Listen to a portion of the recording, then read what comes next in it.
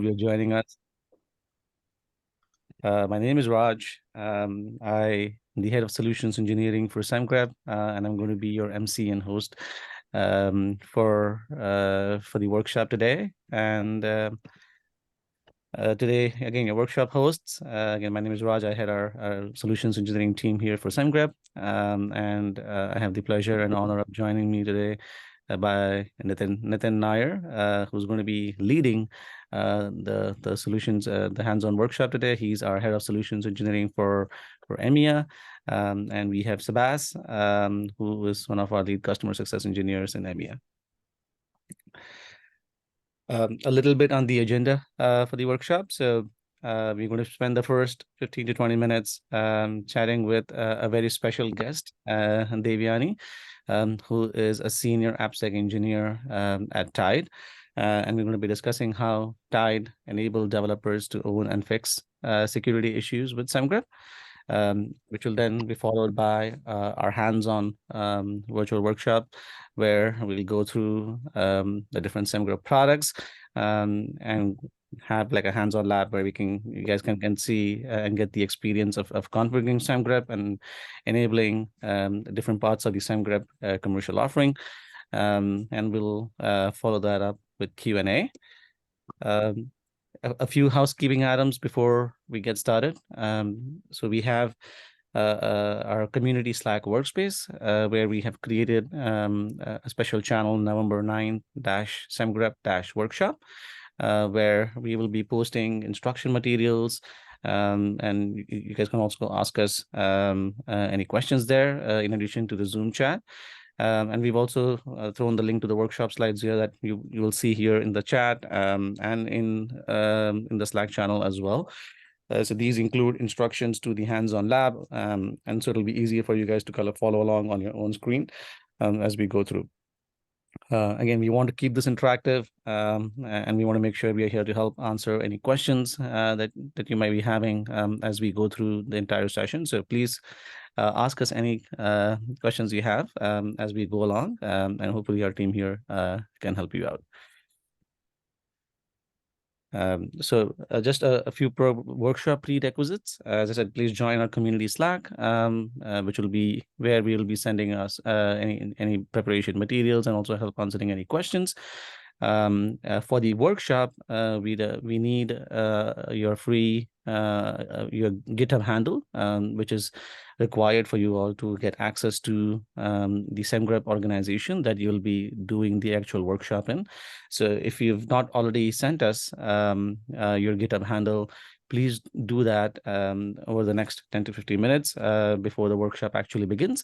You should be seeing a link to a Google form. So if you can give us your GitHub handle, our team here will be going in and adding you to the actual Semgrep organization so that when the workshop begins, you have all the required access.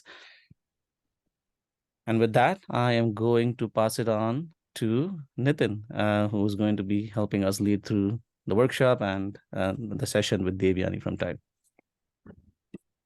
Good morning, good afternoon, everybody. Thank you for joining us. We are very lucky to have with us Devyani from Tide. So Devyani is a product security professional. She's been in the industry for many years, hands-on experience with safeguarding web and mobile applications. She studied cybersecurity as part of her education, specializing in implementation of robust security frameworks. And in her current role at Tide Financials, which is one of the leading fintechs, she's been instrumental in pushing out security into their software development lifecycle, reducing the risks, and in general, increasing the overall resilience. And she's also proficient with a lot of tools from a security perspective and methodologies with a specialization in OWASP. So please join me in welcoming her with a big round of applause. You could use the Zoom reactions if you want, or you could do it yes as well. So thank you for that. Welcome, Devyani. Thank you for your time. Just a quick note from a housekeeping perspective. So I have a few questions we're going to start off with, but if you guys have any questions which are top of mind, feel free to put them in the Zoom chat. Feel free to put them in the Slack channel, and I'll make sure we kind of ask those as we go through this session as well. But again, thank you, Devyani, for joining us this morning. Kind of standard question, can you tell us, the audience, a little bit about what Tide does, and your role at Tide, just to get us started? Sure. So, hi everybody. My name is Devyani. I am the senior product security engineer at Tide. Tide is basically a leading provider for digital business banking. We are a mobile first company where we provide business accounts to small and medium sized businesses, and instantly, like, people can open their account and get a lot of financial services inbuilt. So we are a global company. We have our markets in UK, India, and we are rolling out slowly in the new markets as well. Apart from that, my role at Tide, basically, whatever is security is my role at Tide. We majorly focus on providing like secure SDLC model at Tide, making sure that we empower our developers to shift left and making sure that they understand security and try to make their decision more and more secure. So basically it's more of engineering empowerment rather than us enabling it, and making sure that our developers understand security. They can constantly reach out to us regarding anything and take the security decisions on their end. Love that. And kind of just that whole model and mindset of collaboration as opposed to confrontation, of more carrots and less sticks. Love that. And what I have seen working with customers is the more you take that methodology of collaboration, the more successful it would be. And just kind of at a high level, I always like asking this question. We work with lots of different customers, Fortune 500s, fintechs, retail.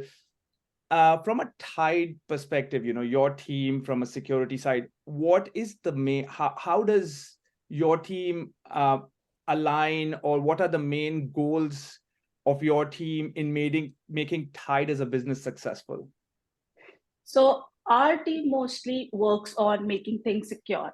Basically, we want to enable this particular principle like shift left, from the designing phase to the development phase to making sure by the end of it, we are secure in each and every step. So as I mentioned regarding SDLC model, we will make sure that each and every step will have a security in place, enabling like having different sort of risk assessments, making sure we have the tools embedded like SAST, SCA, DAST tools included in the build pipelines, making it aware to our engineers so that they can start using those tools, teaching them regarding, educating them basically regarding all these tools and making sure that they understand it, they fix the issues before it lands up in production. So we are our major principle is empowering the engineers with thinking that we want to shift left. Brilliant. No, absolutely. It's a great model of around, hey, how can we find things quicker, earlier, shift left? Now, changing a little bit of gears. So just for context for the audience, I think Tide became a Semgrep customer around 10 months back or so, beginning of the year. I would love for you to kind of share a little bit about, when 10 months back when we started talking, what kind of products were you looking for? What were kind of some of the key things that you wanted in those products? What were kind of some of the, and we'll unpack, that's a loaded question. So let's get started with, where you were, what kind of products were you looking at, etc. So as at the back of our mind, we'll always have this shift left approach. We will make sure that each and every particular, process will have a security tool embedded. And the major part when it comes to development of, any of the projects, we will always look into SCA SaaS tools. Now, being like a security driven company as well, we always make sure that our pipelines and, our whole infrastructure is secure, with the code base being like the major place where we want to make it more and more secure every day. So when we looked into Semgrep, we were also like looking into different kind of tools and making sure that there are a lot of like competition regarding SCA and SaaS tools. So what we were thinking of, like when we ever choose a tool, we not only choose like whether it can give you the best approach or not, but we also choose it in a manner whether our engineers will be able to use it, whether it will be interesting and it will be more readable to the engineers, whether they are able to grasp it and just make a quick fixes in when they are developing the whole thing. So when it came to Semgrep, the major advantages, and I think we will get into more of it, but the major advantages which we found out was that it is more easier for our developers to get into Semgrep, more easier for them to focus on the major parts which they need to focus on rather than the ones which they don't need to focus on, and make a secure product. Brilliant. No, absolutely love that. And I think it's really interesting. The one thing that I remember even during our engagement back then and now is security teams are, or AppSec teams are maybe 50% of the consumer, at maximum, maybe even lesser.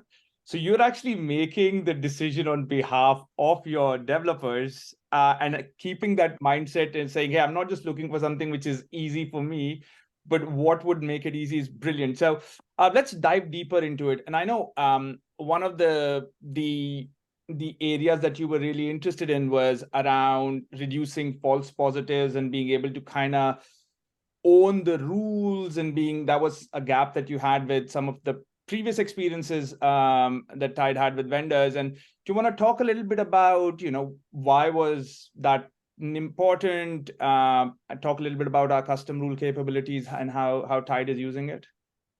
So I'll break it down into two different aspects. Basically, first is the SCA part. So for us, the major thing is that we always want like all the high-end critical issues not to wind up in production. So we will make sure that we are blocking some of the pipelines at a point where we see any high-end critical issues.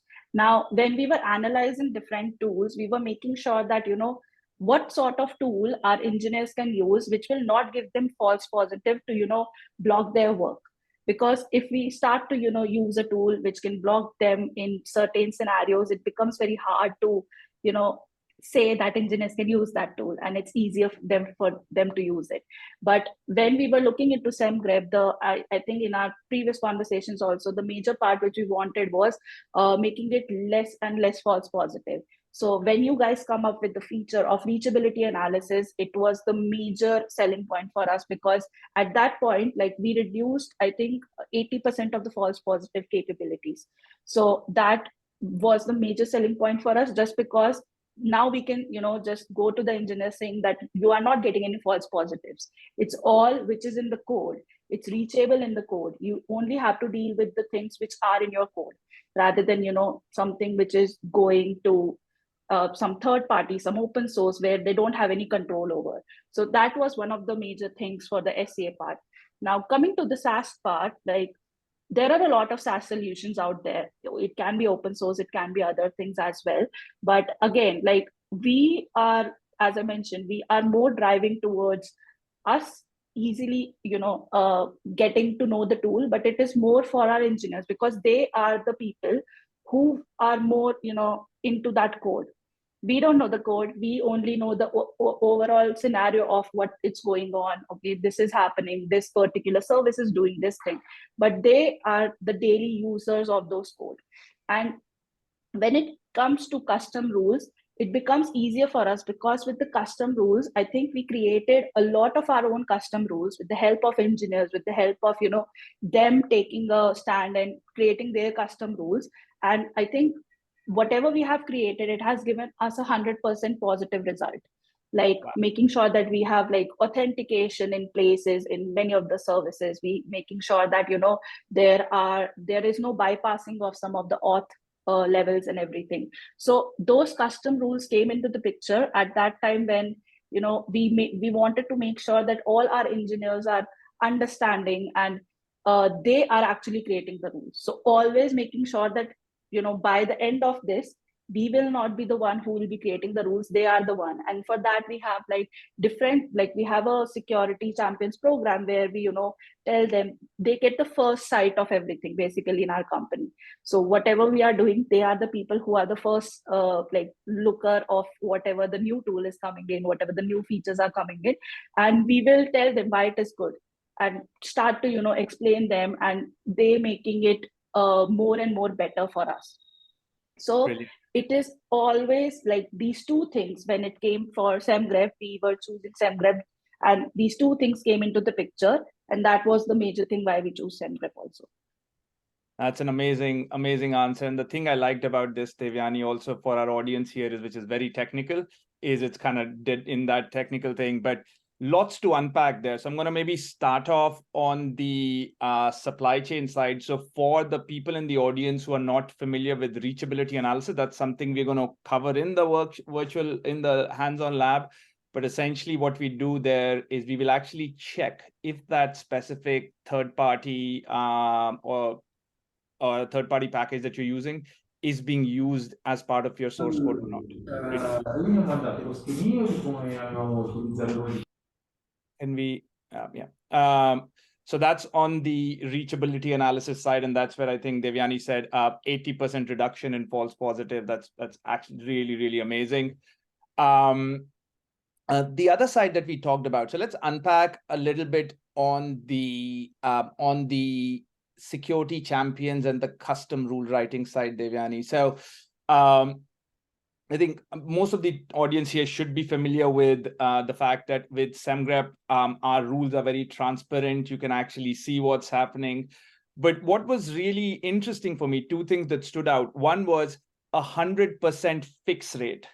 So what that means is if Devyani or if Semgrep shows a vulnerability to a developer for these custom rules, 100% of those get fixed, which means 0% false positives. And I think that's an amazing one. But, and can you talk a little bit about this security champions program? How are you guys getting your teams to write this? Any tips and tricks for the teams here? Because I think all of us especially are trying to collaborate with our engineers, and anything that you guys did which really helped them grasp, of course, writing rules is easy for us, but anything that you guys did there that really made that successful and getting them to write would be, I think, really useful for the team to, for the audience to listen.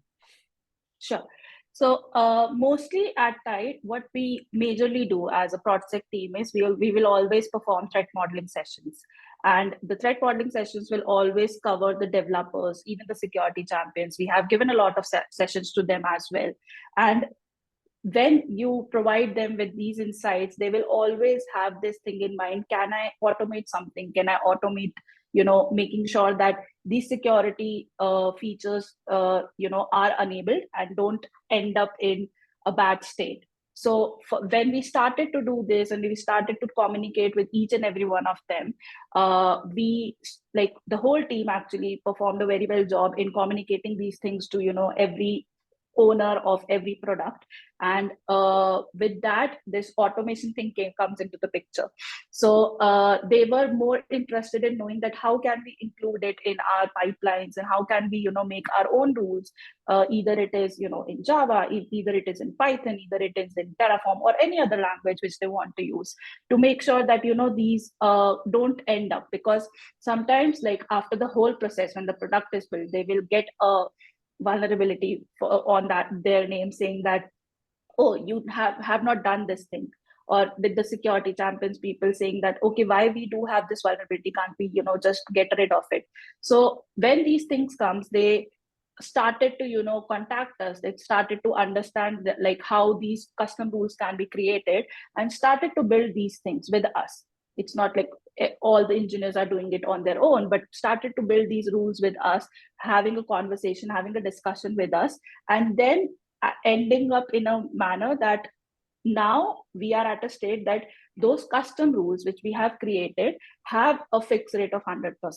So people have started to grasp that knowledge. Even with the threat modeling session, we will always tell them that if you want to automate this, you can just use Semgrep on this one. We can let you know how the custom rules are created. We can do all these things. So those kind of conversations, when you put it in their mind that something can be automated, something can be, made better, they will always choose that over getting, a vulnerability issue on their name. No, absolutely. I love that. And it's, again, a couple of key things here. I know in the industry, there's a lot of talk now about secure defaults. So, hey, how can we just automate the checks for these secure defaults? And that's what you guys have actually implemented in practice at scale across all of Tide. So it's really, really brilliant. And the second thing is, right, if you enable your developers, they want to do the right thing. Nobody wants to see vulnerable code, and that's kind of the adoption. Now, I can also hear lots of teams here saying, oh, I'm one AppSec guy, or we have a ratio of 1:50 for AppSec to devs. And custom rules, am I just creating lots of workload for myself? Would I be the one who's kind of writing these rules? How have you looked at scaling that out? And I know there'll be a little bit more work for you, but have you guys gotten to a point where you're getting to a self-service through the security champions? Can you talk a little bit about that, just so that the people can see how it's been scaled across your organization?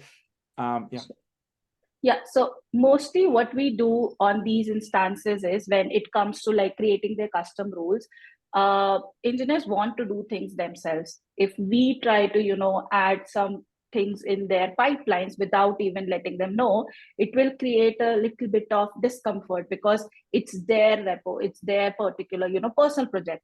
So they love the code they are writing. So what we do is, we have provided them with the Semgrep UI.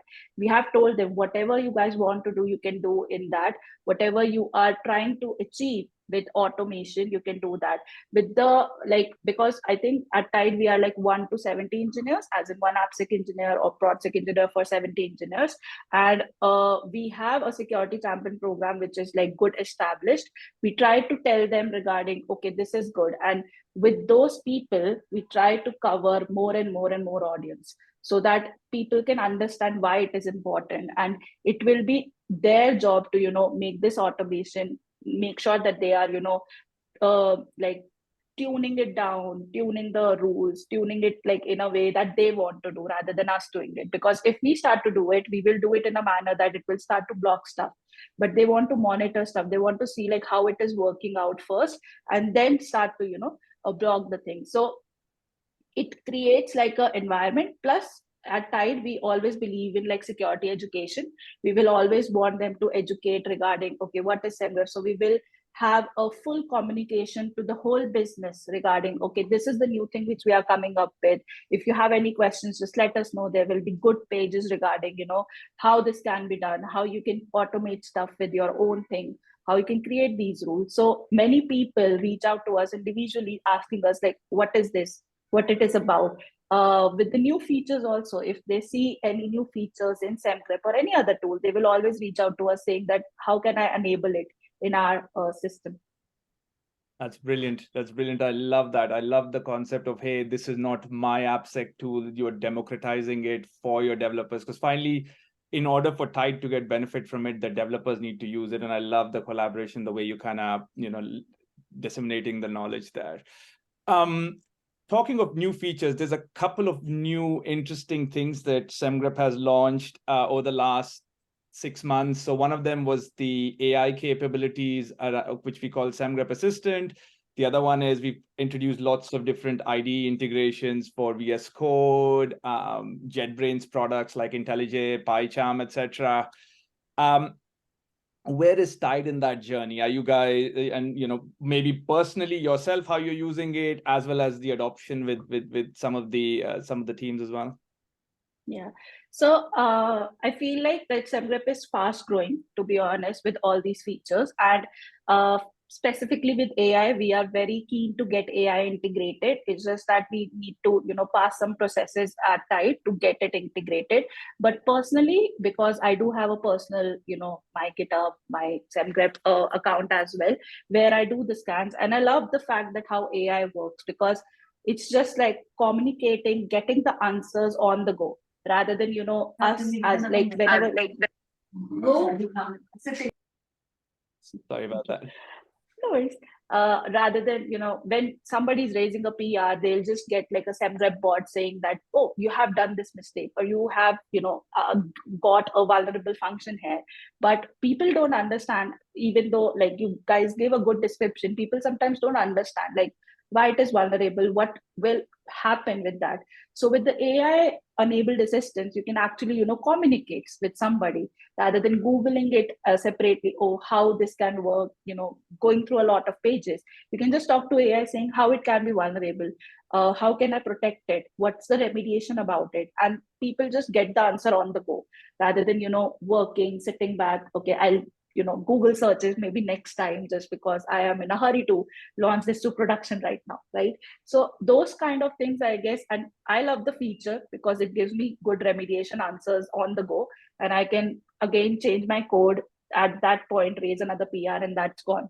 So those are major factors which I like about it. The other thing is with the new approaches like ID, as I mentioned, our developers are very keen to know about new things. So I think one of the developers at Tide like reached out to me saying that, okay, Semgrep is an ID, how should I use it? How can I use it? So now we are like trying to get it embedded in the IDEs, asking everybody to how you can embed it, because there are a lot of IDs. So it will again shift left from the beginning itself, even not in GitHub or GitLab or Bitbucket. Even in the beginning when they're actually developing the code, they can just get these things done, right? So those are kind of things like where Semgrep is like winning a lot of hearts of everybody. Okay, and plus the third thing which came out very recently, secret scanning, and I think that is something which we need to look at into the future, because we have seen a lot of secrets being disclosed in different, even in open source projects, there are a lot of secrets which can be disclosed, right? So Semgrep is like giving out those things specifically the way, like there also the major thing is reduction of false positive, because Semgrep came to this approach by making sure that secrets are not disclosed in a manner that no, they are deactivated. Why? Because they check whether those are active secrets or not. So that is the major thing which I think Semgrep is winning over any other tool right now, because that will give everyone a time to only work on the things which they care about. If it is deactivated, they might not care about it. They'll just say that it's deactivated. It's like 1 year ago something came up and now we have rotated everything, why it is showing us there. So it's more and more of that progressive approach where you guys are making sure that less false positive, less making engineers drive crazy regarding, oh, I don't need to fix this thing, I just want to make sure that I'm fixing the things which are important to me. So I think those are the kind of things which Semgrep is winning over, and in future I am very keen to get these integrated. Brilliant. Love that. Love that. Always very exciting for me to hear when a developer comes to AppSec and says, give me more security. And that kind of talks to the capabilities of the product around, reducing those false positives, reducing the friction, enabling those developers, and the approach, Devyani, you and your team at Tide have taken in that collaboration. Just checking, are there any questions, Raj, on the chat or anything else? We might have time for maybe 1 or 2 questions before we let Devyani go. I think we're kind of running a little bit behind, but if not, we'll maybe... No, I don't see any questions. Brilliant. No, thank you so much, Devyani. Really appreciate your time. Please give Devyani a big round of applause for joining us today. And you're happy to stay with us for the rest of the session if you want, but I think you'd be able to deliver the session, then go through it. So, but thank you again. I really appreciate it. Thanks a lot for inviting. But yeah, thank you so much. I have other meetings to do. So yeah, I'll jump off now, but thank you so much for inviting. Thank you, Devyani. Thank you for joining us. Thank you. All right. So let me go ahead. Hopefully the audience found that useful. We're going to go now into the hands-on lab. And let me just go ahead and share my screen here very quickly.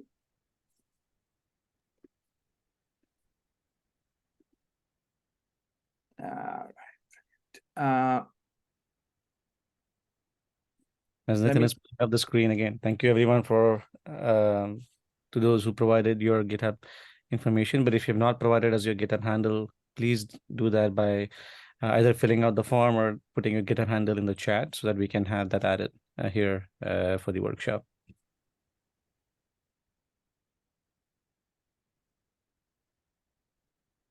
All right. So just prerequisites again. Is everybody? Yeah. Hopefully you've joined the Semgrep workshop. You've provided the GitHub handles. Next step I want you to do is log into your personal GitHub account. Don't log into your work GitHub account. Log into the personal GitHub account that you guys have provided to us. And if you go into GitHub and you click on the top here, and you should see LDN training in that organization. So let me actually just do that here so that you can follow along as well. So if I go here into my GitHub, bear with me 1 second. If I go into my GitHub here, and if I'm here on, this is my home screen. And if I click on the top left, I can see my GitHub handle that you provided us. And if we go into the organizations here, you should see an organization called LDN Training, London Training. If there's anybody who doesn't see that, can you raise your hand using Zoom or just put your name in the chat? And maybe Sebas or Raj can do a breakout with you to make sure. But I'm going to wait here just for a second for everybody to confirm if they can see their if they can see LDN training in their GitHub organizations.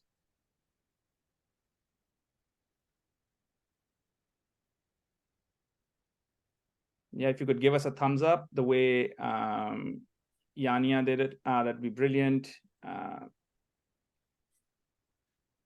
All right, Sapra, Alejandro, Osama, great. Pratik, Josh, good. We wait for a couple more minutes before we get started. This is important because if you don't get this, we can't move forward. Anybody who hasn't been able to get in here yet?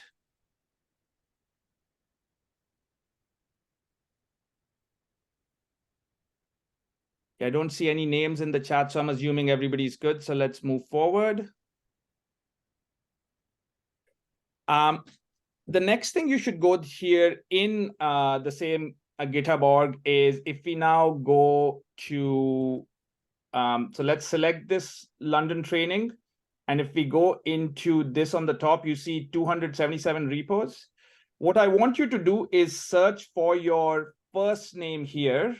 So for example, for me, I'm going to search for Nitin, and you should actually see 2 repos here that we have already created for you for the lab. Yeah, we will have time at the end of the session if you guys want to, where you can do it with your own repos. But for the lab, you're going to be following these 2 repos. So this is based on open, standard vulnerable libraries. There is the Java Spring Vulny, and then there's a JS vulnerable app. Can everybody see 2 repos against their names? Yeah. We'll be using this for the session.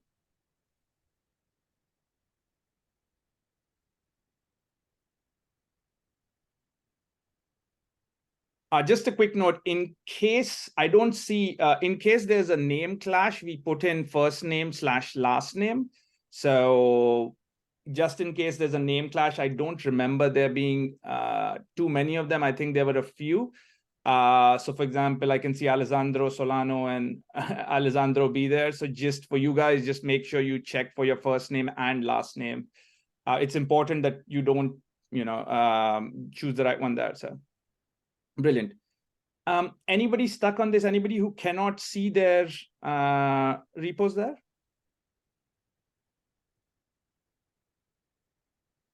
All right, cool.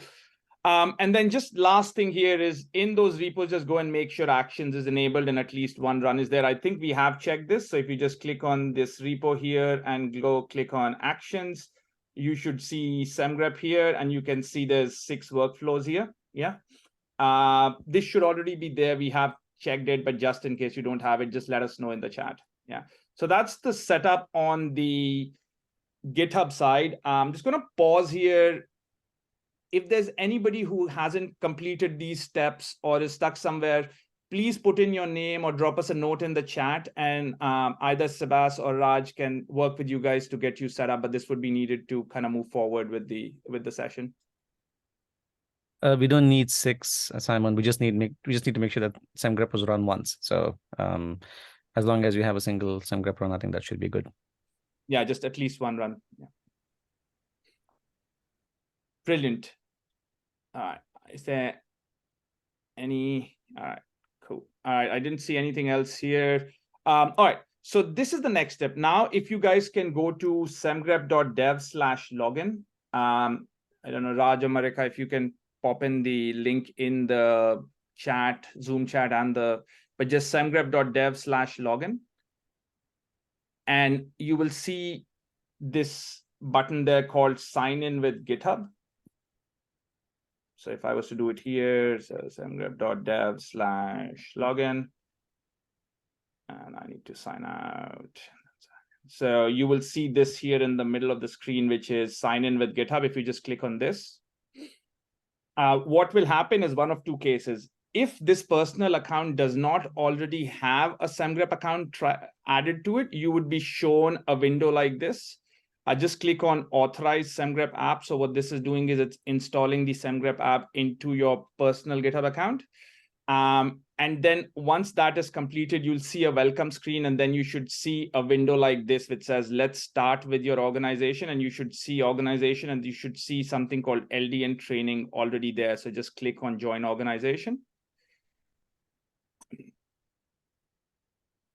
If you are already an existing user, what will happen is it will take you to your existing organization. In that case, just click on this drop down arrow here, click add organization. And when you do that, you should automatically see a pop-up which has join organization with LDN training there. So you could just click on this, and this should help you join that as well. So I'm just going to pause here. Again, this is important.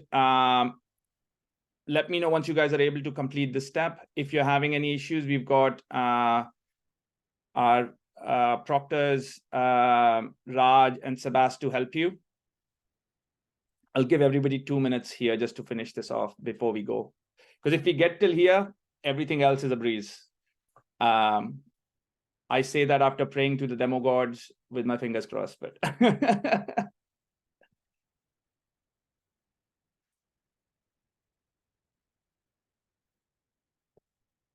anybody having any issues, please let us know. Thank you for confirming, Alessandro.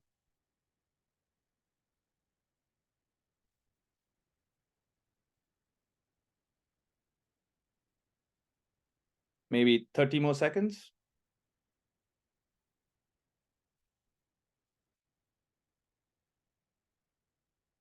Luca, thank you. Ben, thank you. We are ready to go as well.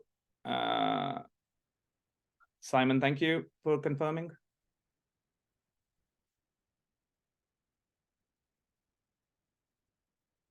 All right. Thank you, Prateek. Osama, thank you. Anybody who hasn't been able to do this, or should we start off? All right.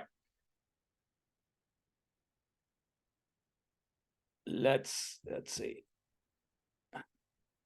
Okay, all good. All right, brilliant. All right, so now let's jump in. So, and what you should now see is, so once you are logged into Semgrep, if you go to the projects tab, you will essentially see 274 scanning projects. Again, the same thing, just check with your first name or first name and last name in case you have a conflict, and see that you see 2 repos there.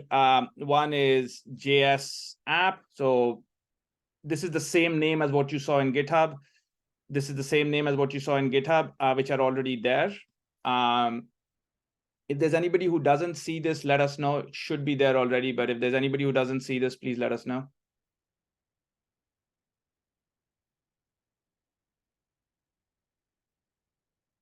All good?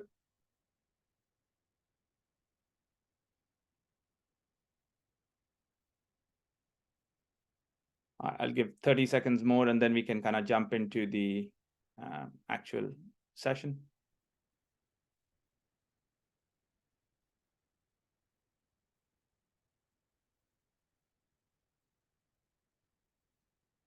Yeah, so click on LDN training, projects, and just search for your name here. Yeah.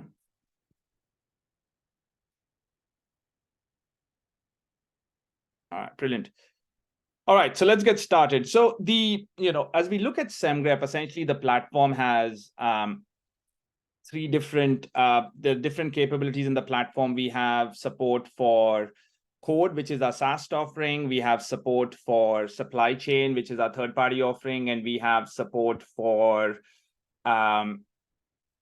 what we call secrets as well, that we recently launched. All of this is based on the building blocks of the Semgrep open source engine. And then we also, as part of that, have what we call our cloud platform. So I'm just going to bring up a very quick picture here to just show you how that all looks together. So you can see here in my screen here, you've got the Semgrep OSS, which a lot of you guys are familiar with using. And then on top of that, we have our Pro Engine capabilities, which includes the things like cross-file analysis, also our Pro Rules. We have our Semgrep Cloud platform, which is the orchestration layer, including things like developer engagement, PR comments, scanning, etc. And then the way you consume this is through three capabilities, which is the Semgrep Code, which is SaaS, Semgrep Supply Chain, which is a third-party scanning, and then Secrets, which is related to essentially secret scanning. Yeah. From an architecture perspective, we have different ways in which customers can scan with Semgrep. One of the things we are doing here in the lab is we are actually using GitHub Actions. So in this case, none of your code actually leaves your environment. So here, what would happen is whenever a developer opens a pull request, or if there's an event like push or merge, we would essentially automatically trigger this on your own GitHub runners. All your code will always stay here. All that does is it pulls the policies, pulls the rules from the rule board, performs the scan, and then the findings are sent to the Semgrep UI. And then from the Semgrep backend, they're also sent to your developers in the process of PR comments, etc. And we'll actually see all of this in action as we go through the lab over the next 30 to 45 minutes on the code side. Yeah. So first, let's get started. Right? One of the things I said is, hey, you pull the policies from Semgrep. So a couple of key concepts there. One is the whole concept of the Semgrep registry. So this is semgrep.dev/r. So if you guys want to go ahead and log into this, you can do that. I'll just paste the link here as well. Yep. Thank you, Raj. And this is our catalog of all the rules that we have available from Semgrep. So as you can see here, we have over 3,600 rules. We're adding to these rules on a daily basis. But one of the things which we offer as part of our of the rule set is what we call our Pro Rules. So Pro Rules are rules which have actually, and you can see there's roughly 800 plus of these rules. So these are rule sets which have been written by the Semgrep security research team. And there are a couple of things we do here. So in comparison to the community rules, what we will do is once we write these rules, we will run these rules on the top GitHub repos, for example, for that language, for that framework. And we will then analyze it to reduce any false positives, customize them to make sure we reduce the noise, etc. So it really helps you, as Devyani talked about, reducing the false positives and the false and the noise that you get so that your developers are happy with you, and that reduces the friction. The other thing that these Pro Rules also do is we will look at it in an extensive way from a from a rule writing perspective. So for example, if I'm using JavaScript, there might be 8 or 10 different ways in which a specific thing can be done. So we will take care of the architecture to make sure we cover off all those 8 or 10 different ways in which a specific library, etc., can be imported or a specific vulnerability can happen. The key thing that you get out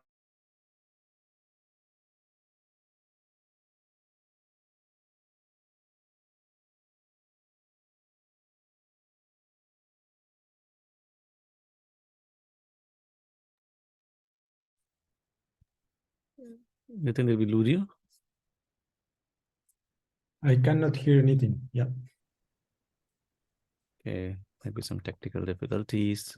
Just bear with us for a minute.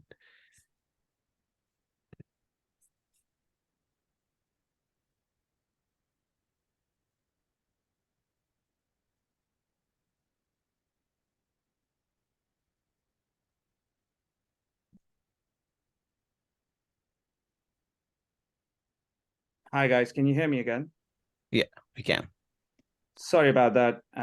For some reason, my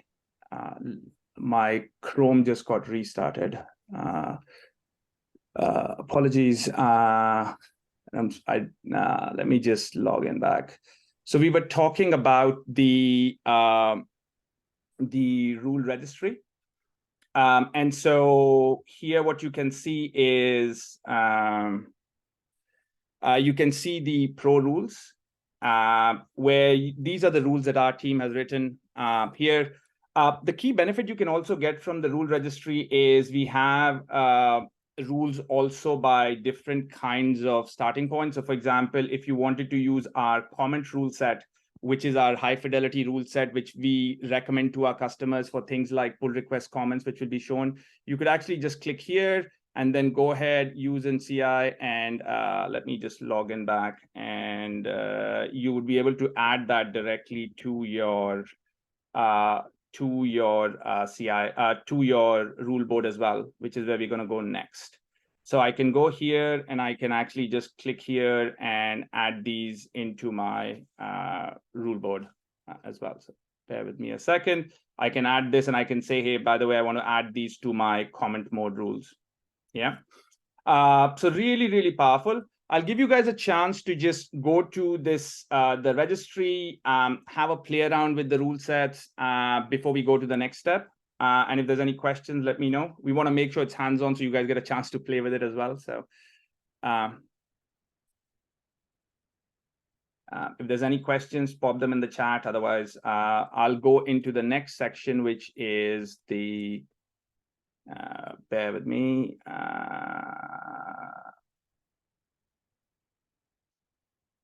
Which is going into the rule sets here. So, all right. Brilliant. That's fine. All right, cool. All right. So the next thing we'll also do here is we will actually go ahead and look at the rule board. So now that we know where the rules can be brought in from, let's see how we can manage the rules here. So if you go under the rules and the policy section, you can actually see all the rules that we have here. So these are, we have roughly different modes in which the rules work. So the first mode is what we call monitor mode. The monitor mode is more of an audit style mode where anytime a rule is in the monitor mode, that means the findings will be shown to the AppSec team in the Semgrep UI, but these will not be shown to the developers as pull request comments or annotations in the GitHub environment. And just to appreciate, some people might not be aware of it. So what I mean by the annotation in GitHub is something like this, where if a specific rule was to trigger, you would, and we will do this as one of the exercises in the section, the rule will actually show up directly in line with your code as a comment here for your developer to see, saying, hey, there is this. So what this capability does is there might be certain rules that you as an AppSec team want to be aware of, which are more audit style, but you do not want to send them across to developers because they might be more audit level. They might not be very actionable. So you can actually use the monitor mode there. Yeah. The second mode is what we call comment mode. So these are for the high fidelity, low noise rules that we have that are there in your environment that you can actually use. And in this case, what will happen is, in addition to showing up in the findings here, you will also see these rules in the developer feedback here. So if a rule triggered, which was in the comment column, that's when the developer will see a pull request comment or an annotation in their pull request thread.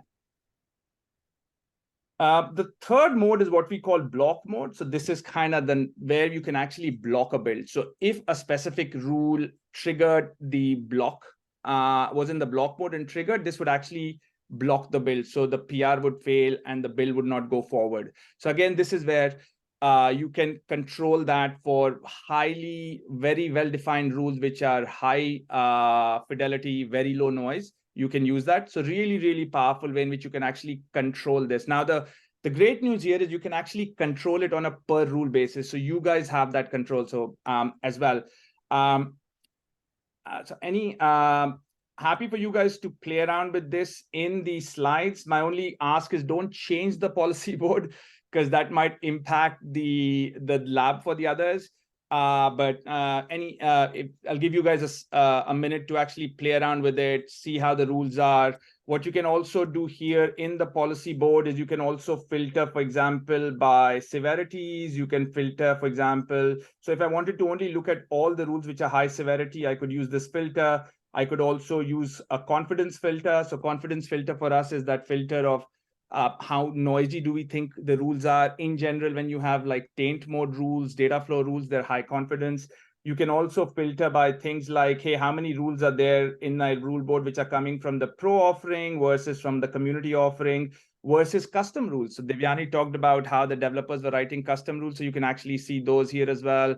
And one of the other things we can also do is we can find rules where based on the number of findings as well, right? So really, really powerful way in which you can see those things. I'll give you guys a second to look around before we start doing the triage and going into the findings here and actually get you guys hands-on with a few things.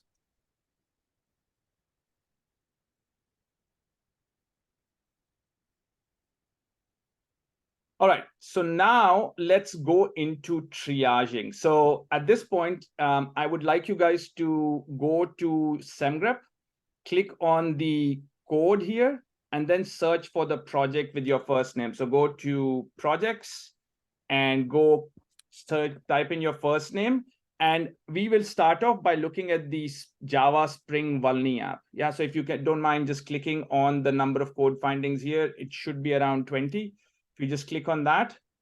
So this should show you all the findings which are there in this repo against the rules. We actually ran this as part of the onboarding for you guys. And we will have some time towards the end if you want to run it on your own repos.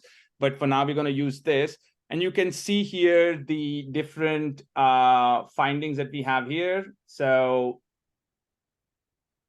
you can see this here. Next thing, what we're going to do is we're going to go ahead and filter from a triage perspective. One of the most common things we've seen with customers is filtering by things like severity. So let's actually go and filter on high severity here. Yeah. So what this is now doing is giving us visibility into those high severity findings. And let's actually look at this first rule which we have, which is carried return CRLF injection logs, right? So this is where we haven't done a /n in the right way. Yeah. And so very quickly, we've kind of gone from all the list of open findings into the high severity findings. And what we're going to do now is click on the details tab here, the details thing here, and actually start looking at more details associated with this. So if you click here, you'll be able to see a little bit of guidance on what this is. So you can see here that there's data from an untrusted source, which is taint, being going into a logger without being correctly sanitized. Yeah, there's a few links here from a reference, etc. perspective as well. So feel free to read this.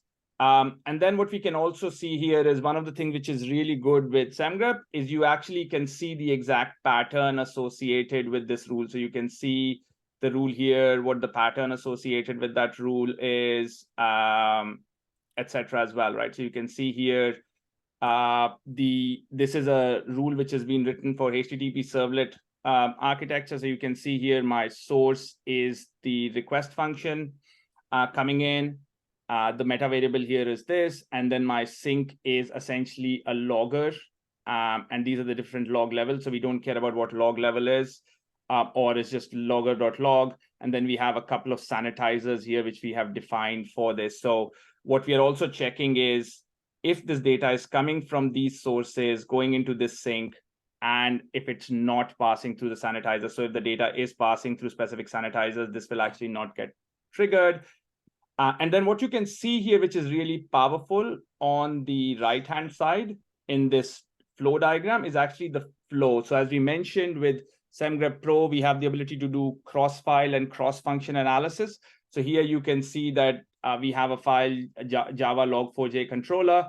And here the source comes in through, the taint comes in through line number 21 and goes to 23 before going into 24. One really good thing is we directly cross-launch into GitHub. So if I was to click here, it will automatically take me to GitHub. And I can see here that in line number 20, I have a public function, and I have the HTTP servlet request object here. And I can see in line number 21, I'm actually defining headers based on this, which then go to line number 23, where I've taken it and put it into a string called it. And then I'm putting that into my logger, which is standard log injection, which is happening here. Yeah. I'm going to pause here. I wanted to show you this whole step, but what I would recommend is for you guys to go back here to the project, search for your name, look at the findings in your name's Java Valni project, filter by things like severity, and then looking at the details and going through this just to be comfortable with that. So I'll give you guys a couple of minutes to do that before we go to the next step. In the meantime, if there's any questions, please feel free to pop them in the chat as well.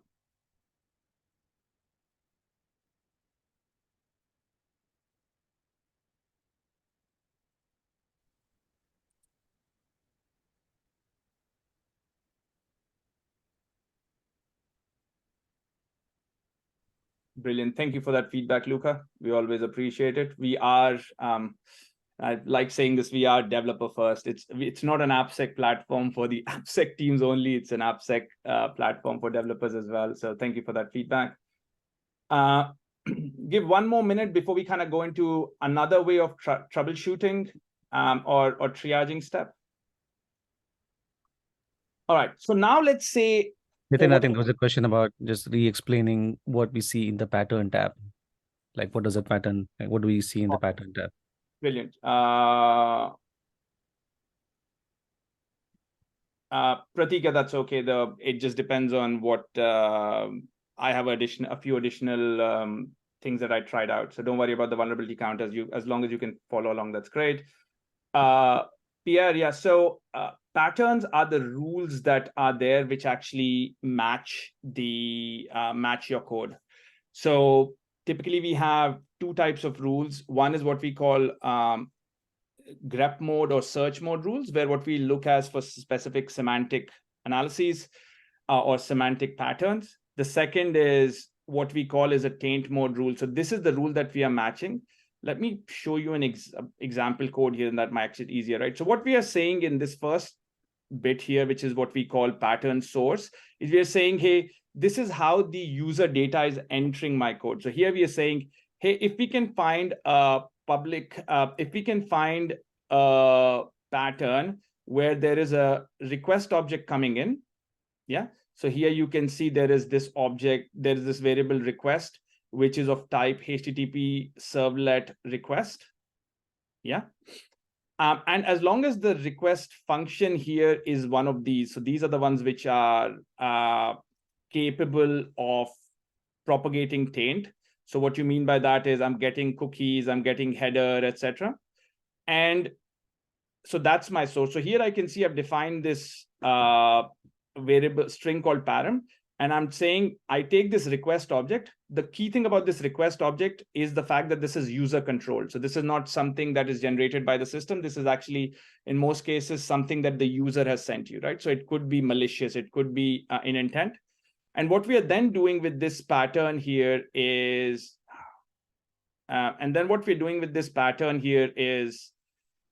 what we're doing with this pattern here is we are getting the parameter, right? So this line number 14 could be something which is user controlled.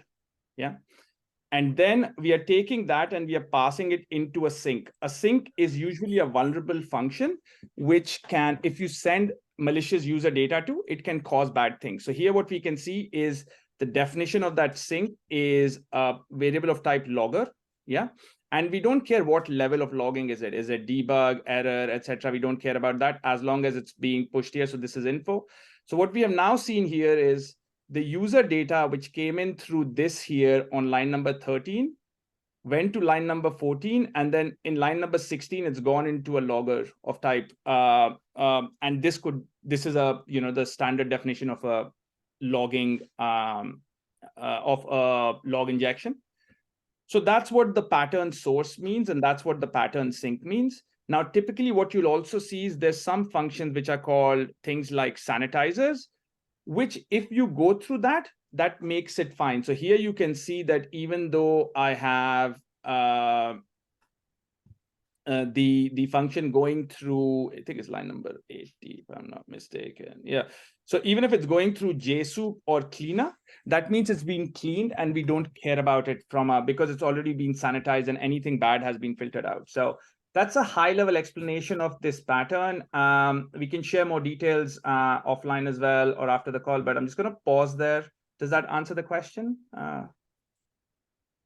Yeah, and I also included a link to an interactive rule writing tutorial. So again, writing rules with Semgrep is extremely easy. And as Nitin mentioned earlier in the session, one of the things that customers love about Semgrep is we're not a black box. So you're not like wondering what rule ran to kind of give you a finding. So writing rules with Semgrep is like extremely easy, and we have an interactive learning tutorial that walks you through the basic operators. So would highly recommend folks that are new to Semgrep to kind of like check that out as well after the workshop. Thank you, Raj. All right. Okay, so now let's go into the next step of the triage, which is, hey, I saw something, but it looks like it might be a false positive. So what you can do here is we give you a lot of control here. So you can click here and you can actually go ahead and ignore, and you can put in a specific reason. So let's say it's false positive. You can put in a comment saying we use a custom sanitizer, right? So we don't use an off-the-shelf sanitizer. We use a custom sanitizer. The benefit here is now the feedback from the developers has reached the AppSec team, and they can then go ahead, take action on this as well very quickly. We also enable you to ignore the file or the specific folder in the future. So if it's like a test folder, etc., you can very quickly just click here and it will just remove those findings and ignore those because it's a test folder. You don't care about test folders. Or what we can also do is either disable the rule from the policy, or we can open it in editor and customize the rule, which is something we're going to do here in the future as well. The key thing to highlight here is if I go back, for example, to this finding here, I had two findings like this. Now, this line, which is a very, very important .java, might be a true positive, and this one here, Java log4j controller, might be a test one. So we give you the ability to, on a single finding basis, also go ahead and do the same thing. So unlike some of the other solutions in the market where you have to do this at a rule level, so you can either enable or disable or ignore all findings for that specific rule, we allow you to do it on a single finding as well. So in case there's a test finding here, and then there is a really important finding here, you can still keep those as well. So I'll encourage everybody to go ahead and go in here, play around with it as well. Click on this ignore, click on this other stuff, play around with it. The only request is make sure you do it in your project. So when you went in here, just search for your first name and Java Valni so that you're not changing things for the other people in the organization. Maybe give you guys a minute to do that. If there's any questions, happy to take them as well.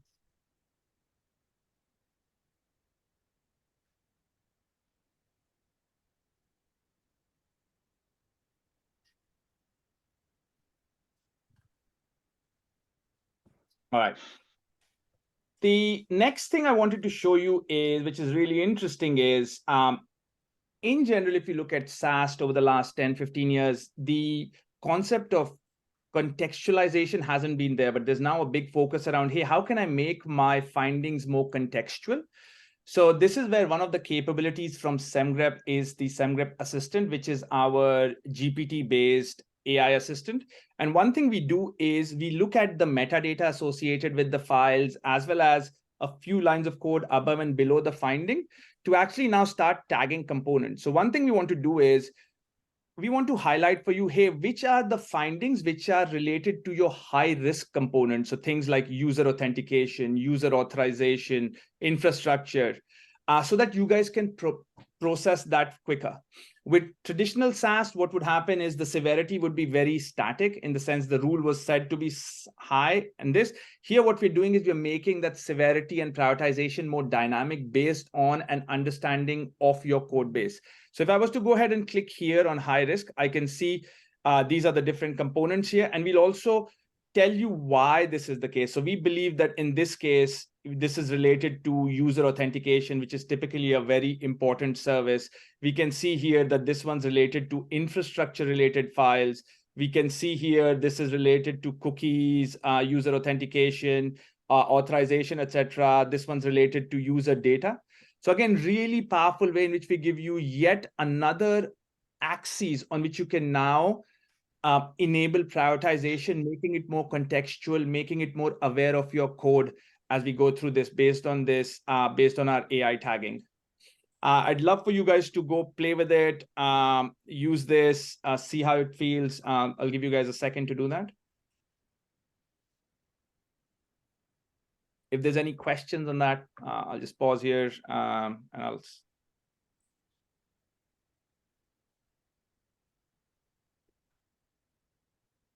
All right. Brilliant. The other thing we also do from a AI perspective is what we call auto triage and auto fix. And we'll see some of this once we do the pull request. But here you can also see that we are using our AI to actually see if a specific function needs to be ignored or fixed. So if I just go here and I, again, look at this and I look at my JavaScript app, I click on ignore, you can see here that we are actually using this. And it's not unknown AI. It's not like, hey, we just say it. We actually tell you exactly why. So in this case, I can see there's a express open redirect. And the reason why we think it's a false positive is the match code snippet redirects a URL validated, which is being validated in this function. So that's why, hence we say, find it is safe. So you are doing some sort of validation, even though your rule does not have that specific validation defined here. Similar thing here is user controlled input. The redirect, we check the URL is allowed by the application. So in this case, you can see that the URL is actually coming from a allowed list of URLs. So again, really helps you guys take out some of those things. And we've seen this, again, really powerful way of, to help triage your projects, etc. as well. All right, so that was on the triage side. We kind of looked at a few different things here. We looked at the findings. If I go here into my Java Spring Walney app, and I can see here we can prioritize by severity, by components, by confidence, by ignore, etc. as well. So again, really, really powerful capabilities there for you to play with. Now let's go into a very interesting scenario. So here what we're going to do is we're going to go into the concept of managing false positives. So, and this also kind of highlights the custom rule writing. The scenario here is really simple, right? And we'll all do this as a team. So get ready to write your first or update or customize your first Semgrep rules if you haven't done that already in the past. The idea here is what we're going to do is we're going to optimize the rules based on the very specific development best practices that your organizations would have. We work with a lot of companies and all of them have, hey, this is the way my developers work. So we want to do that. And in this case, what we see is your development teams use two different third-party libraries for sanitizing user data. One of them is Cleaner and the other one is JSoup. However, the out-of-the-box rule has only one, which is Cleaner. It doesn't have JSoup, right? And what is the impact on this? If a developer is using JSoup, we are still flagging it as a false positive. So how can you, without having to talk to Semgrep, without having to do anything, how are you enabled or your developer enabled to fix this? The answer is rule customization. So if you all can go ahead and click on this link here, and maybe we can put this in the channel as well.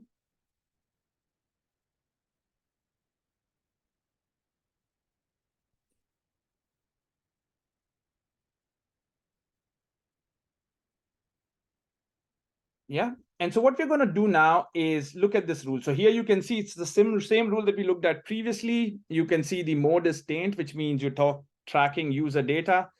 We have simplified this a little bit to say the pattern is source is this, the logger is this, and we only have one sanitizer here, which is clean. Yeah. So what happens here is if I run this now, I will essentially see one of my test cases is failing. And which is failing? The failing one here is, bear with me, is, give me 1 second, is this one here. So what we see here is we have a public function, do filter. We again have a user input coming in as a request. We take this, we create param from that request. However, we are now actually cleaning param using JSoup. Now, one of the benefits you can see with Semgrep is we are very transparent in the rule. So very quickly, you can say, hey, the reason why this is a false positive is I know I don't have this sanitizer. So how do we fix this? Very, very simple. And we'll do this together is we will essentially add a new pattern here called JSoup. Dot, dot, dot. Yeah. And then we can also add a line here to say, please use JSoup to sanitize logger data, right? So we can add some additional, so please use JSoup to sanitize logger data. Yeah. And now what I can do is I'm going to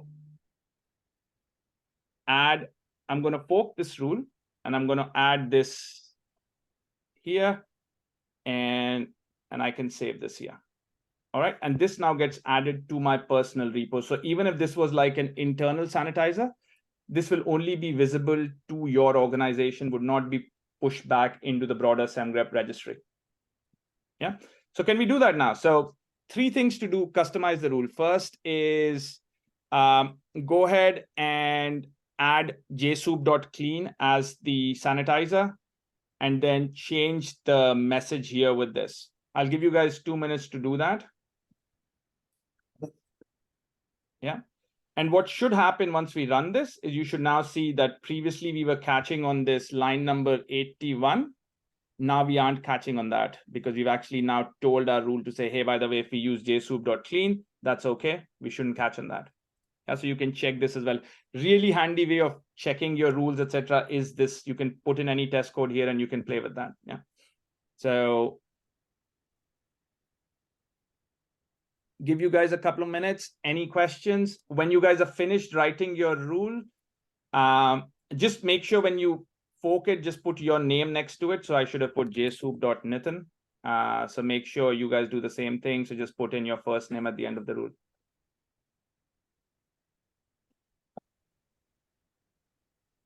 I'll give everyone a couple of minutes. This is a very, very simple way in which you can do rule writing. As Raj said, we've shared kind of that rule writing, getting started guide as well. So play around with that. It's a interactive tutorial. Give everybody a minute to see. All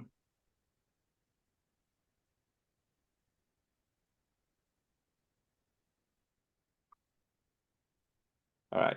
Thank you for that. Would have been interesting. Let me actually go ahead and do this here while everybody does that as well.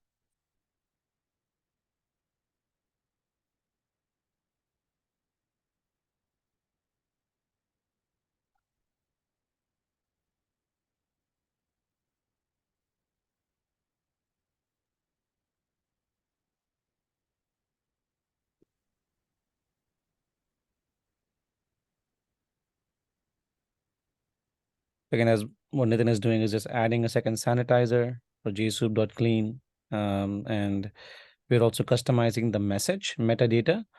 And the reason this is helpful is our Semgrep assistant functionality, which is our AI functionality, can automatically pick up what you have in the message to also deliver like fixed recommendations. So what Nitin showed you earlier is like Semgrep Assistant helps you with triaging findings, but the Semgrep Assistant also helps in providing fixed recommendations if it thinks a finding is a true positive.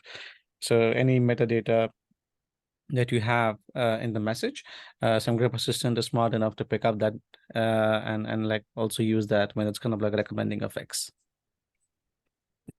Thanks, Raj. I can see a few rules coming in, so thank you. Wait maybe another minute or so that the guys can see the rule. You can check your rule by clicking run here and just make sure you fork it with a new name and click save.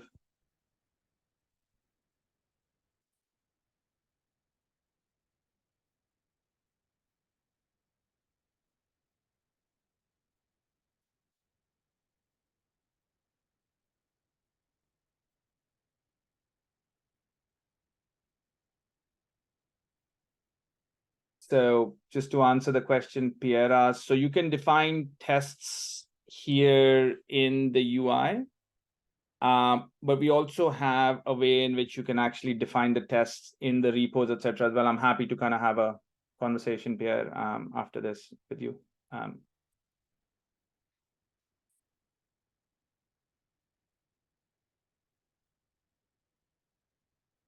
All right. Okay. Should we, all right, we got 13 is good. Thank you for everybody who has done this. For the others, yeah, I'll let you guys do it on your own time. Let's now go back into this.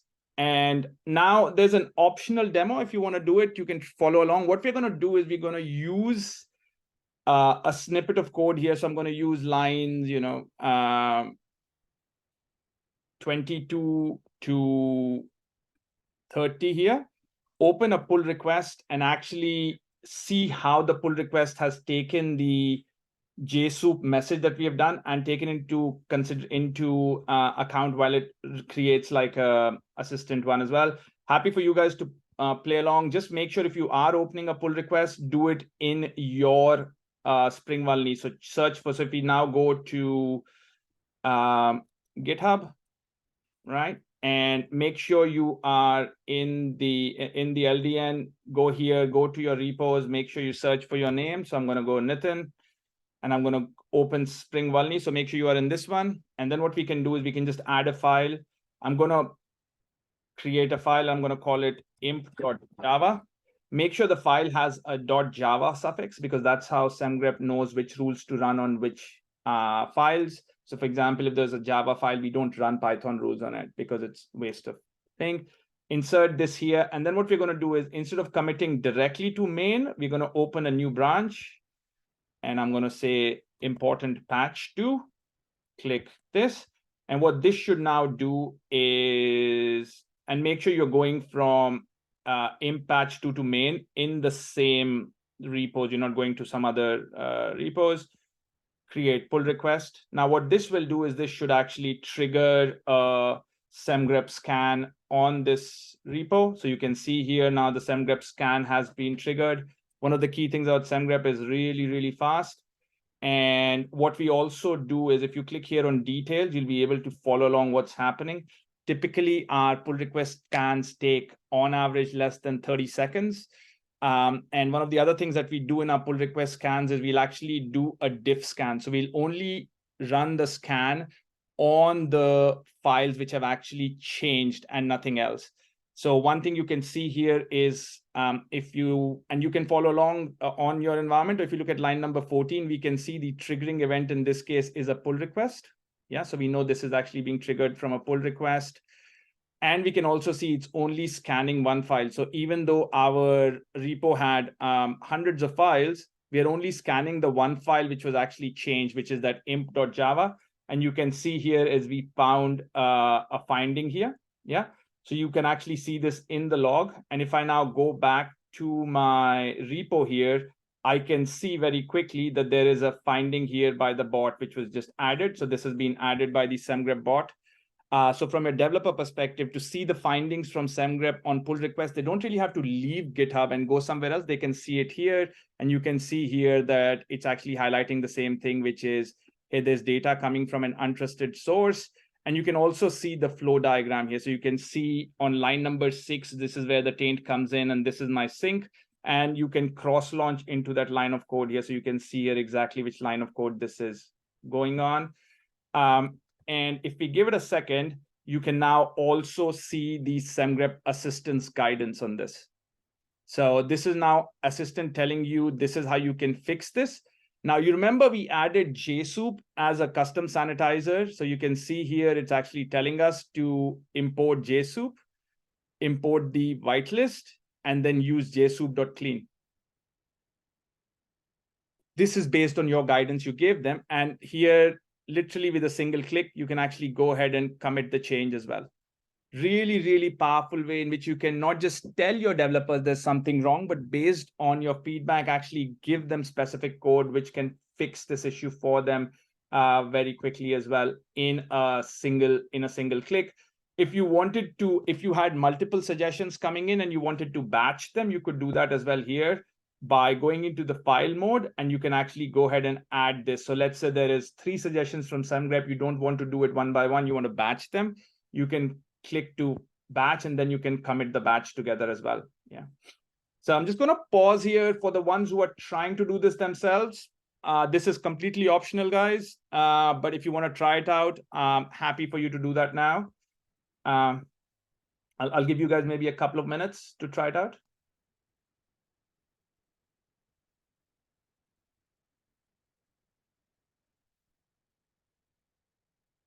Any questions on what we saw here? So here you can see the finding. We all okay. So Alessandro, I think the challenge might be because you are a member, not a owner, you're not able to create a new branch to perform the commit. Okay, sorry, learnings for next time. I think that might be the reason you're not able to do that. Raj, you want to very quickly maybe try to flip Alessandro to owner and see if that helps? Let me do that. Yeah. Hi, I think there's a question, Imam, on the GitLab on-prem. So Assistant is supported for GitHub and GitLab, both, yes. Yeah. Okay. Yeah, if you guys, Luca, Alessandro, if you guys can try out again. Oh, Luca was wrong repo. Yeah, so let me just paste it here, Ben, the code right here. So I put it in the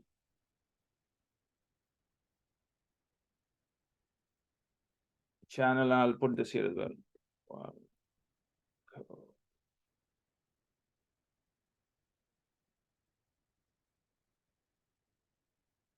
Right.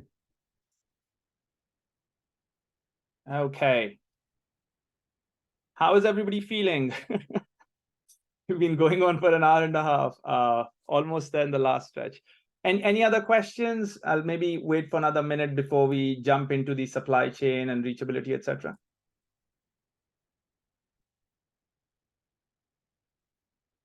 Yeah, Digvijay, we'll change that.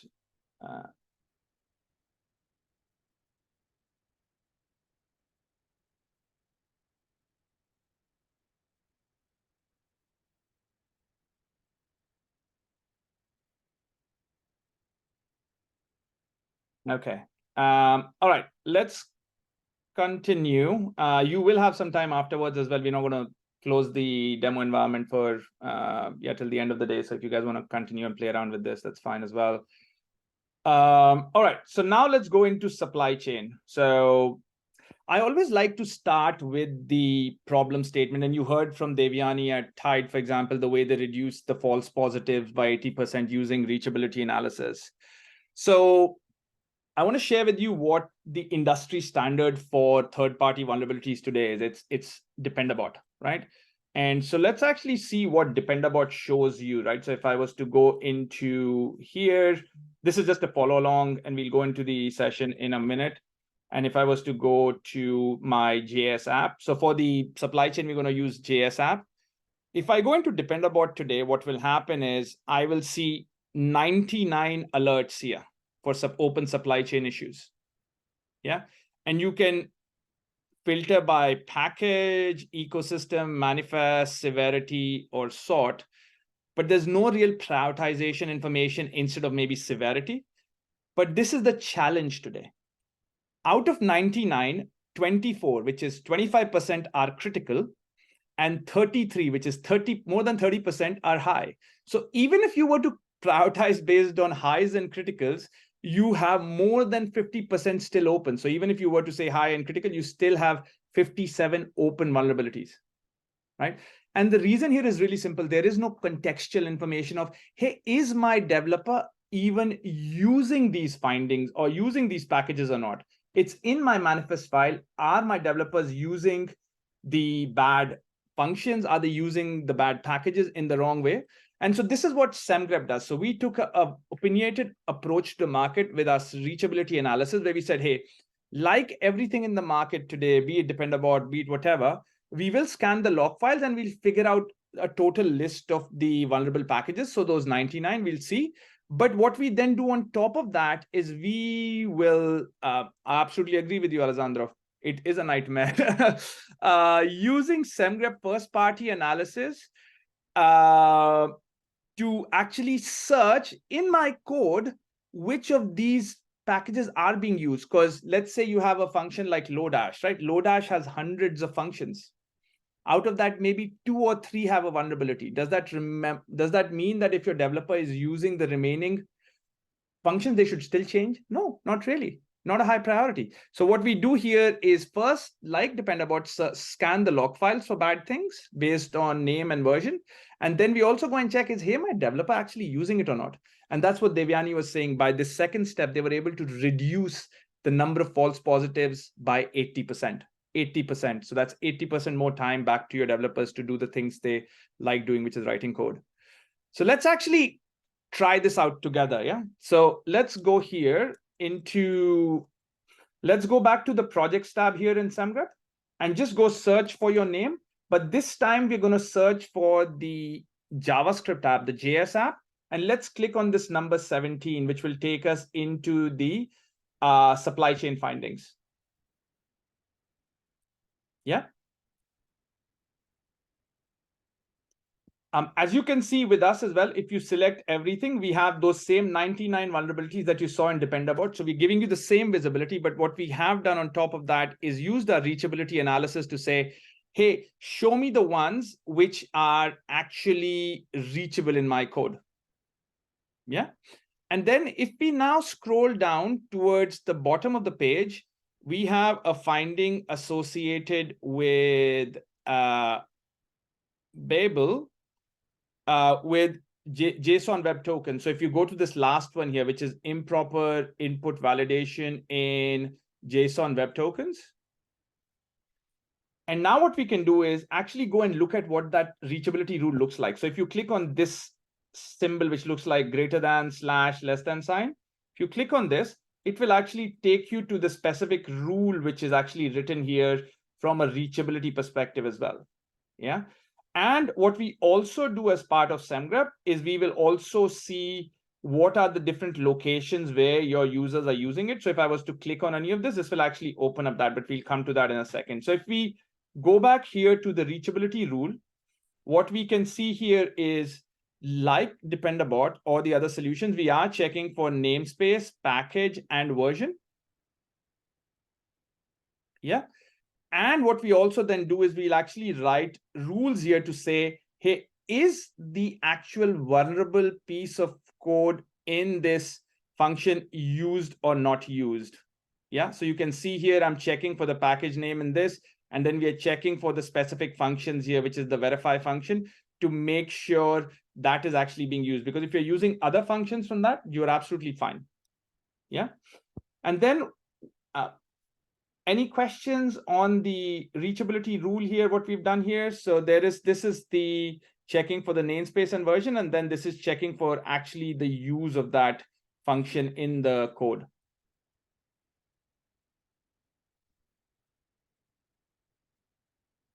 All right, brilliant. Now, the other thing you can also do is very quickly here, if you click on this square with that arrow, this will actually directly cross-launch you to your repo where you can give your developers evidence of they using that bad function. So you're not just telling them it's in somewhere in the log file and somewhere here. You can see here on line number 104, I am calling jot.verify token. And you can see this jot is actually coming from JSON web. So line number 16, 103, this. So this is where we're actually doing that full analysis for you, which today a lot of customers are actually doing in are doing for themselves manually today in terms of actually checking that reachability, etc. there. Yeah.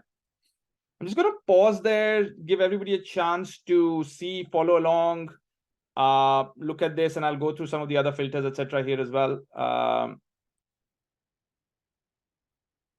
Maybe give everybody a minute to just follow along, and then. Yes, Steve. So Stephen, what we do is we will write these reachability rules for all high and critical vulnerabilities which are announced. I think we have coverage for the last 18 months or so around there, as it comes out. Yeah. And Nitin, maybe if you want to show them the docs page and the supported languages. So for any language that is a GA, that we support in GA for supply chain, any new high and critical vulnerabilities or CVEs that are released, the security research team automatically goes in and writes a reachability rule for that particular CVE. So here you can see all the supported languages like Go, JavaScript, TypeScript, Python, Ruby, Java, C#, which was something that we recently announced reachability for, and then Rust and PHP. So PHP we don't have reachability for, but Rust we do. So those are the ones that we currently support reachability for. So any language that's there, and a new CVE comes out, we automatically write. Our security research team goes in and writes a reachability rule for it in within like 24 to 48 hours of the CVE being released. It's usually like pretty quick, I think, Lucas. So like we try to kind of like have a rule out in like in less than 24 hours. That's what we've kind of like seen in like over the last like 12 to 18 months.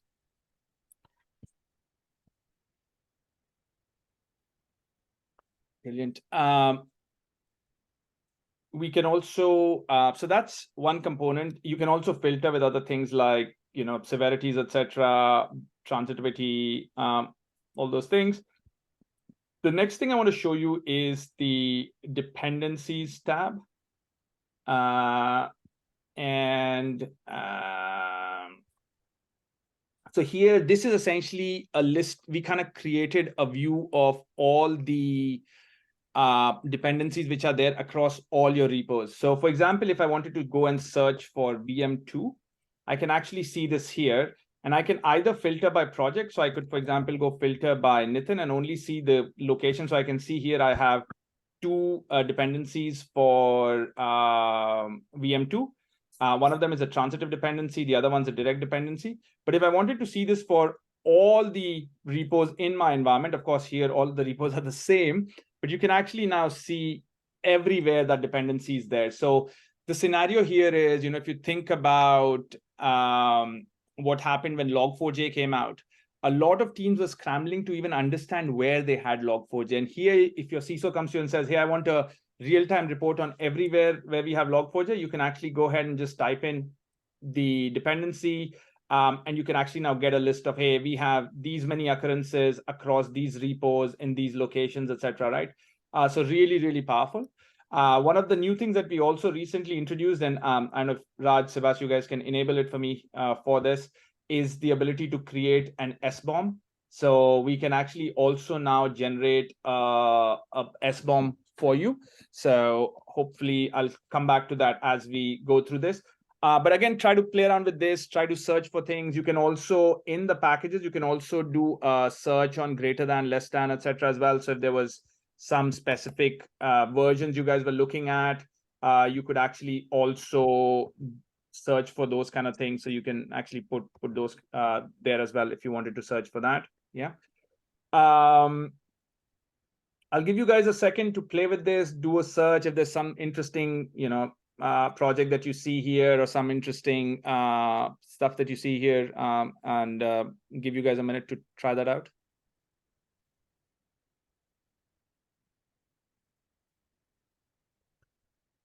Then SBOM should be enabled if you want to try it. Yeah, brilliant. Thank you, sir. And as you can see here, you have this export SBOM. So you can click here and you can actually get the SBOM from a Cyclone DX perspective. I know that was something which is really interesting, not just for you guys as AppSec team, but also for your end customers who might sometimes ask for it. So you can actually go here and you can actually download this as well.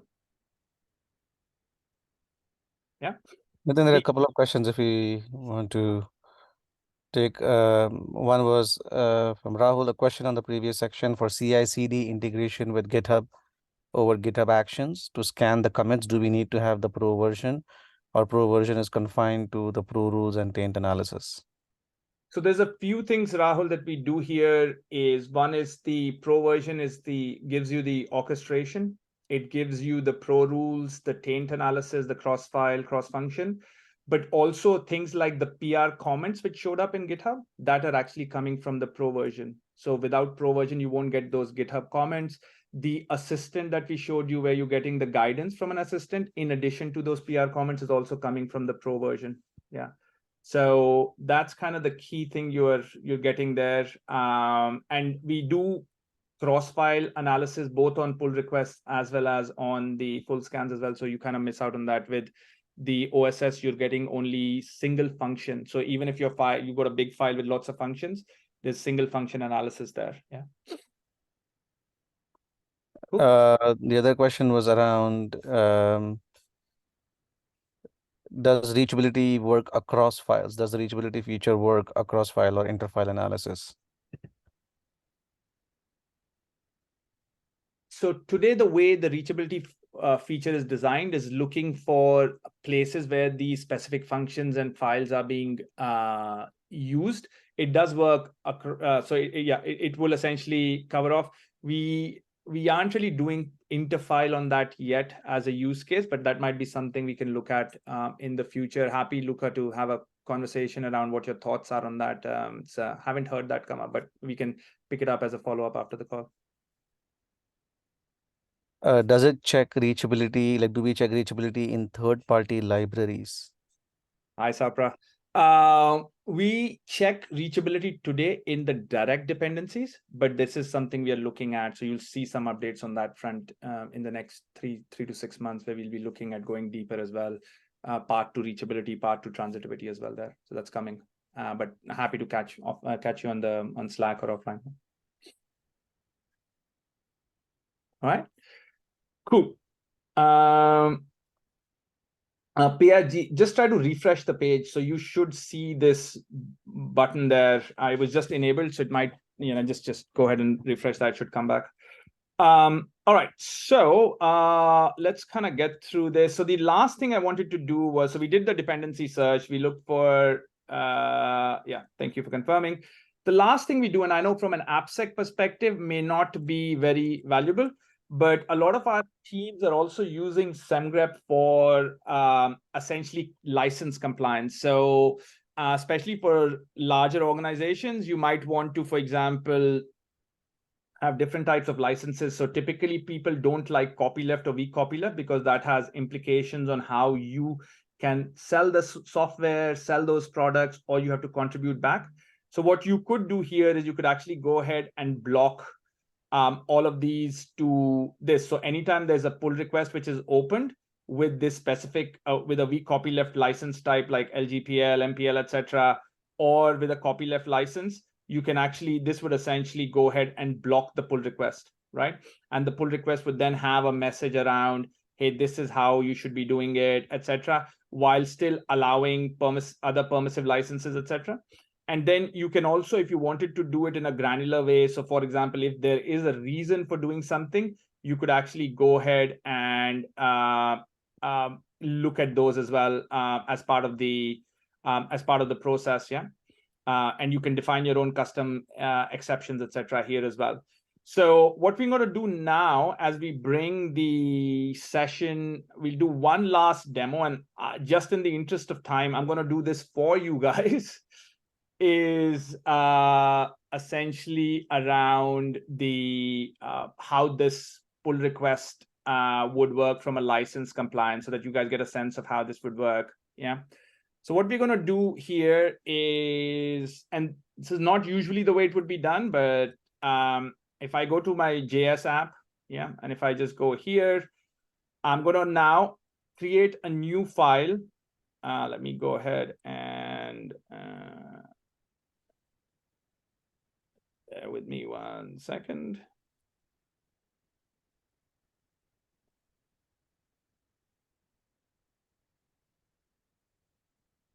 Add file. I'm going to create a new file. Usually your log files will be created automated, but just for this demo, I'm just going to create one. And what I'm doing here is I'm actually inserting a dependency which is going to get blocked. And the reason why it's going to get blocked is for the demo, I'm going to block, it's an Apache 2 dependency. So I'm just going to block that here. Yeah. So I've got this here. I'm going to go commit change. I'm going to create a new one, and I'm going to say important dependency patch 1. Let me create a proposed change. So what this will do, and again, make sure we are going to, yeah, here to here. I'm going to create a pull request, create pull request. And what this should now do is this will essentially trigger the Semgrep scan. And what will happen as part of the scan is it should, so you can see here, the Semgrep scan has been enabled. And what this will now do is run through the scan. And this will now generate a comment there saying this will be as part of the findings here. So again, you can see we are triggering event is a pull request. And we should be scanning that one file, which is the yarn.lock, which was the one which changed because we introduced a new one, a new package. And you can see here this, and we're scanning one file. And we have 0 blocking findings there. So yeah, and we can see here is, if you look at this line number 65, you can see this one was, we are now blocking this build. And the reason why we send a block here was, you can see here I've exited with code 1. And the reason we did that is suggesting a non-exit code, because we have this file, which is rxjs, which has a license of Apache 2.0, which was something that we had set as block. And if I now go back into my pull request, so this was the pull request that I just opened. You can see here, it's telling me this, and it's telling us there's a legal risk, and it's asking them to reach out to this, right? So really powerful way in which you can use this, not just for AppSec, but also for license compliance, etc. So with that, I think we are at the end of the session here. We've got roughly 10 minutes. Any questions from the team? Anything else you would like to see, or any questions that we would like to look at?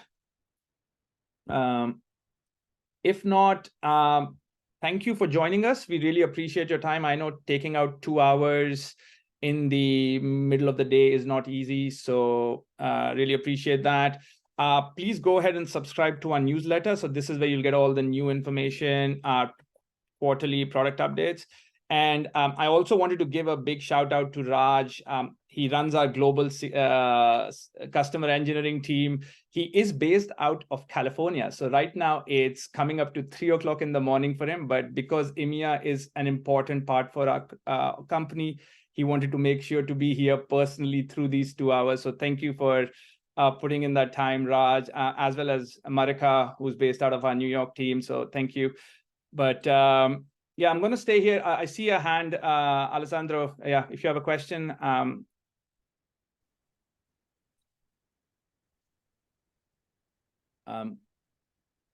If not, that's great. Thank you. Hello. I wrote it in the chat. Okay. So I wanted to ask if it's possible to use Semgrep in an offline environment, such as an air-gapped scenario.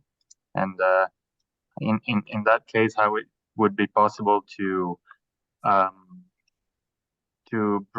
synchronize with the registry using a gateway PC and bringing the rules from the registry to the isolated Semgrep workstation with maybe a mass storage like a USB drive or so.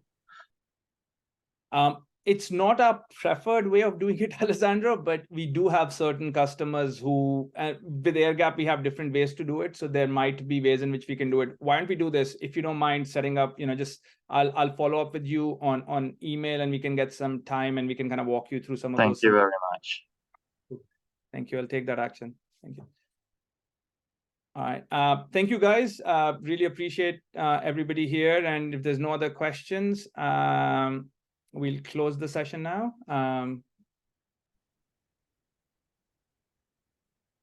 Thank you all for joining. Truly appreciate you all taking the time. Thank you, guys. Thank you so much. The session was very interactive. Thanks, Digvijay. Yeah, great. Thank you very much. Thank you. Great Thank you, guys. Have a nice day. Thank you. Share the recording. Thank you.